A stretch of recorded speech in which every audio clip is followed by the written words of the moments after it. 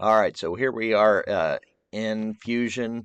I've got the 1, 2, 3 block up and ready to go. We're in the design space. I'm going to go ahead and switch over to the manufacturing workspace here. One of the very first things that we need to do um, in terms of today's activities is to create some tools for us to use.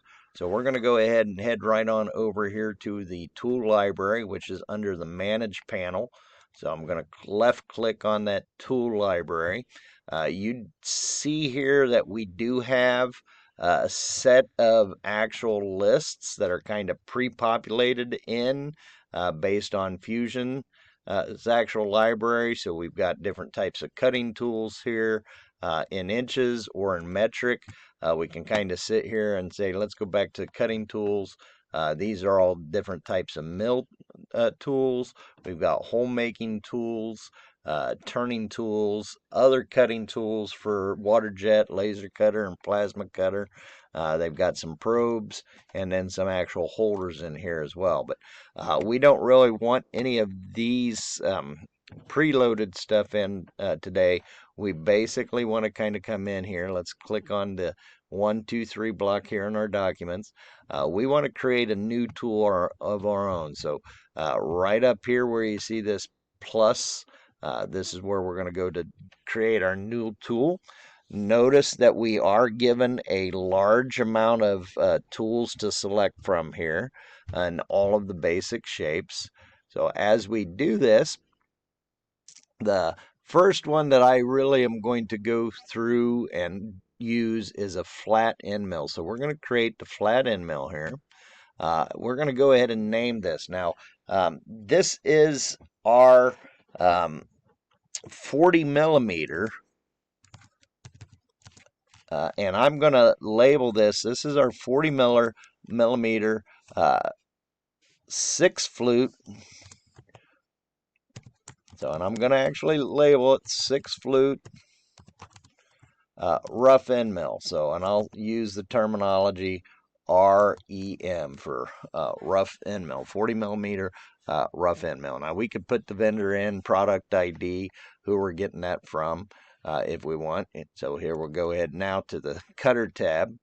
In the case of this particular end mill, we're actually in millimeters.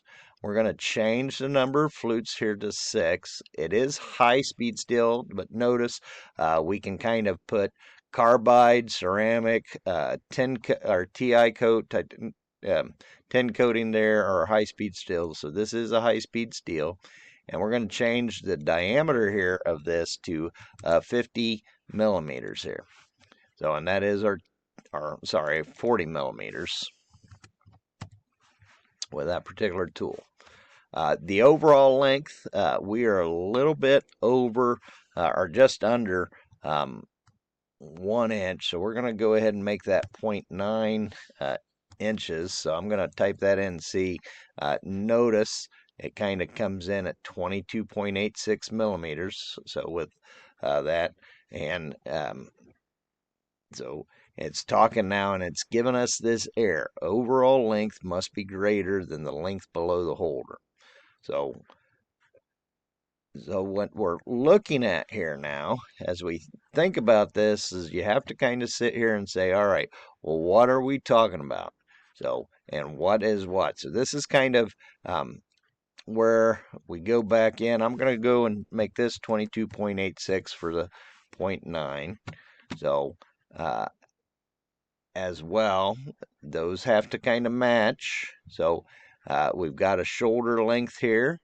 So, and we have a flute length.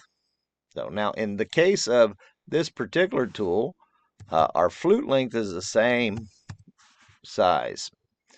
And it's telling us that the shoulder length must be larger than the flute length. Just so you have an idea here. So there's your shoulder length. Let's see, here's your length below the holder. So this is the actual overall length of the tool. Now, in this case, the tool that we're actually using goes onto an arbor tool holder.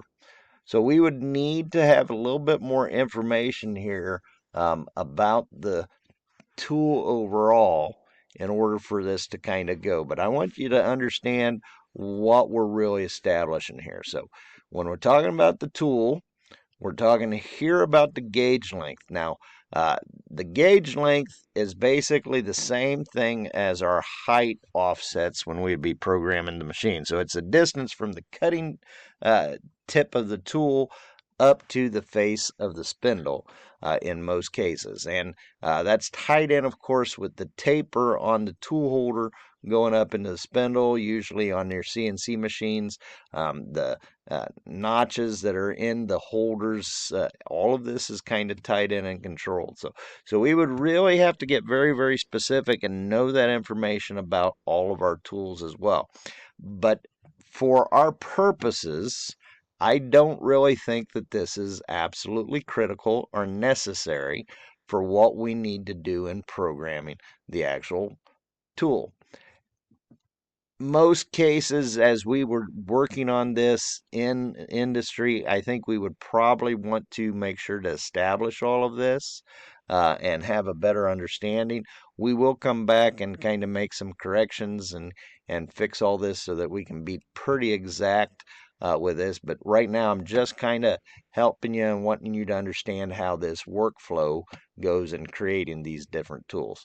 So I'm making everything 22.86 for right now with this 40 millimeter tool, even though we know that that's not really the case going on. So let's go ahead and take a look here. So we've got a shaft. So if we click the plus, so we can kind of add some different things to this as well. So notice there's a overall height, upper diameter, lower diameter here. I'm going to cancel out of this. I'm just kind of playing around. Oops. So notice I did the wrong thing. So let's just go back here. Do it one more time. We're going to go flat end mill. So type in a 40 millimeter 6 flute finish or rough end mill. So, and that will kind of be my abbreviation for that. Back to the cutter size, we're definitely here in millimeters. We are 6 flutes, high speed steel. So this is going to be a 50 millimeter tool. Our overall length here is going to be 0.9. So 0.9 inches. So let me get that again, 0.9 inches. So, and then I'm going to make all of the rest of this 22.86. So 22.86, 22.86. So we can kind of tab through back so we can kind of select the holder. Notice there is no holder that matches ours. All of these are either BT40 or CAT40 holders. So I think in terms of some of the other tool holders, we do have HSK, but the older style holder that our machines use are not listed on here. So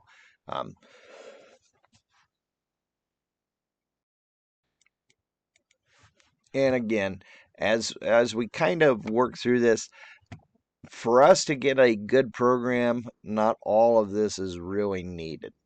So here we have our cutting data. Now we're going to modify this. We do want to pay attention to this because remember, the maximum RPM on our machines is 2000 RPM.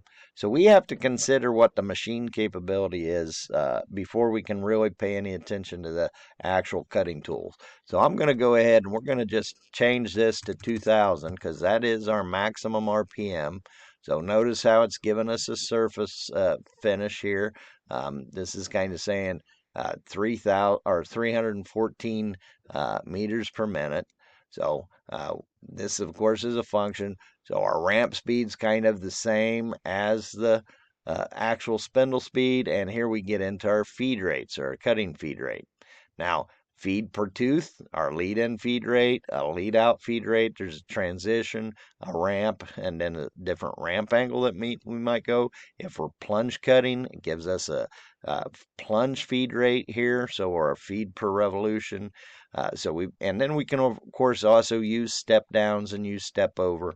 With this, we can turn flood coolant on or off. Now, on our machines, we have no flood coolant, so we're basically going to disable that with this tool. And I'm going to go ahead and change this from so as we take a look, kind of as we're thinking about the size of this, um, for me, millimeters don't always make sense. So millimeters don't always make sense. Um, so I'm going to kind of apply some of my knowledge here with the actual cutting tool. Got a pretty deep gullet there, and I can take a pretty heavy chip load or feed per tooth. In this case, I'm going to make that 0.010 thousandths of an inch. Then I'll hit enter, and notice that it goes ahead and kind of converts it back over to the actual millimeters per minute. So 10 thousandths per inch here. As we kind of look at that, and they've got 0.254 millimeters on here. So I'm not 100% sure if this will kind of calculate over. So we'll take a look at that as we go here in terms of the actual cutting data as well. Let me click OK. And that gives us that first tool that we're going to be using. And that, for right now, is where we're at in terms of actually creating our first tool.